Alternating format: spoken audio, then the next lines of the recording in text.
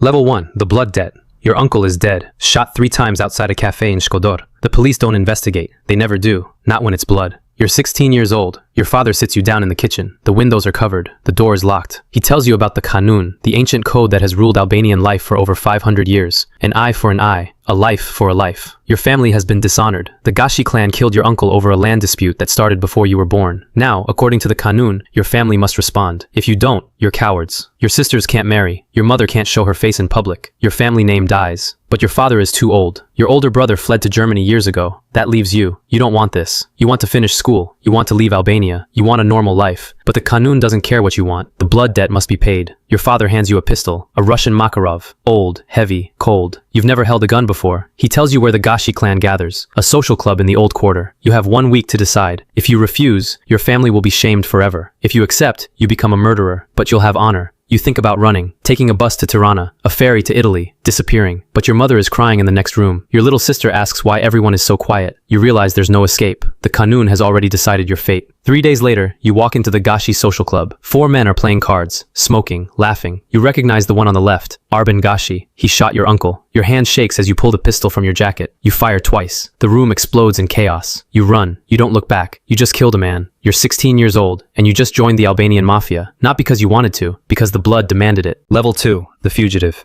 You can't go home. The Gashi clan knows your face. They know your family. If you return to Shkodor, you're dead. Your father arranges your escape. You hide in a truck transporting cigarettes to Kosovo. The driver doesn't ask questions. He's been paid. After 2 days in the back of that truck, you arrive in Pristina. A man meets you at a warehouse. He's in his 40s, scarred face, dead eyes. He knows why you're here. He works for the Dukajini clan, one of the most powerful Albanian crime families in the Balkans. They have operations in Kosovo, Macedonia, Montenegro, and across the EU. They need young men, men willing to kill, men with nothing to lose. You're perfect. Your first job is simple. You're a courier. You carry packages across borders. North Macedonia to Serbia, Serbia to Hungary, Hungary to Austria. You never ask what's inside. Sometimes it's heroin from Afghanistan. Sometimes it's cocaine from South America that came through the Balkans. Sometimes it's just cash. Thick bundles of euros wrapped in plastic. You travel on fake passports. Albanian, Kosovar, Macedonian. You change names every month. Artan, Besnik, Dritan, Enver. None of them are real. You sleep in safe houses. Apartments with no furniture. Just a mattress on the floor. A burner phone. Instructions sent via encrypted apps. You're paid 500 euros per trip. It's more money than your father made in 2 months working construction. But the risk is constant. Border guards, rival clans, police checkpoints. One wrong move and you're in prison, or worse. You see what happens to couriers who get caught. The clan doesn't send lawyers. They don't pay bribes. They just replace you. There's always another desperate kid from Shkodor or Pristina willing to take the risk. After 6 months, you've made 20 trips. You've crossed 10 borders. You've never been caught. The clan notices. You're reliable. You're smart. You don't ask questions. They promote you. You're not just a courier anymore. You're a soldier now. They give you a gun again. This time, you know how to use it. Level 3. The enforcer. You're 19 now. You live in Vienna. The clan runs several operations here. Prostitution rings, drug distribution, protection rackets targeting Albanian-owned businesses. Your job is enforcement.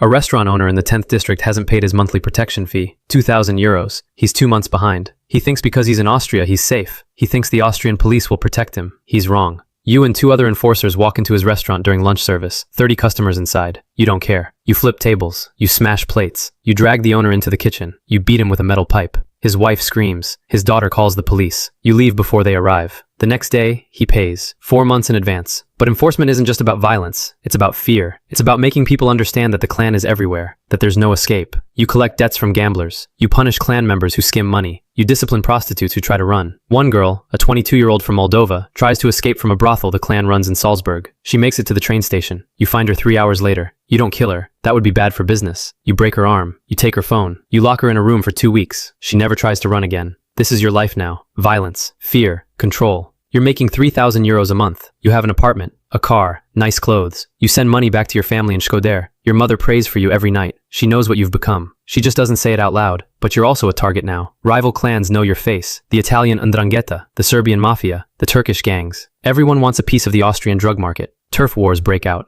A Serbian crew tries to move into the 2nd district. Your clan retaliates. You're part of the hit team. You shoot 2 Serbian enforcers outside a nightclub. One dies, one survives. The Serbians respond 2 weeks later. They firebomb one of your brothels. 3 girls die. The violence escalates. The Austrian police launch a task force, Operation Balkan. They're watching, taking photos, recording conversations, building a case. You're living on borrowed time. Level 4. The captain. You're 25. You survived the turf war. Most of your crew didn't. The Serbians killed 4. The Austrian police arrested 6. But you stayed free. You stayed smart. The clan leadership notices. They promote you to captain. You run a crew now. 15 men. Your territory is the 15th and 16th districts of Vienna. You control 3 brothels, 2 drug distribution networks, and a loan sharking operation. You're generating 200,000 euros per month for the clan. You keep 10%. That's 20,000 euros monthly. You're rich by Albanian standards. But you're also responsible for everything. If your crew screws up, you answer to the boss. If money goes missing, it comes out of your cut. If the police raid one of your operations, you take the fall. Your biggest operation is heroin. The clan imports it from Turkey. It comes through the Balkans, Kosovo, North Macedonia, Serbia, then into Austria and Germany. Your crew distributes it to street dealers across Vienna. You break down kilos into smaller packages, 100 grams, 50 grams, 10 grams, each level marked up. A kilo costs 30,000 euros wholesale. By the time it's sold on the street, it's worth 100,000. You're moving 5 kilos per week. That's €500,000 in street value. The profit margins are insane, but so are the risks. The Austrian BVT, the Federal Intelligence Agency, has informants everywhere. You trust no one completely, not even your own crew. You also manage the clan's money laundering. You buy restaurants, car washes, construction companies, legitimate businesses that hide illegal profits. You create fake invoices, phantom employees, cash transactions that never happened. The money comes in dirty, it goes out clean. You work with accountants who specialize in this. They charge 15%. It's expensive but necessary. You can't just deposit 200,000 euros in cash at a bank. That triggers automatic reports. You need to layer it, move it through multiple accounts, multiple countries, Cyprus, Malta, Switzerland. Make it untraceable. You're not just a gangster anymore. You're a businessman, a criminal CEO. You wear suits now. You meet with lawyers. You negotiate contracts. But you still carry a gun, because in this world, a handshake means nothing. Only blood and fear keep you alive. Level 5. The Underboss.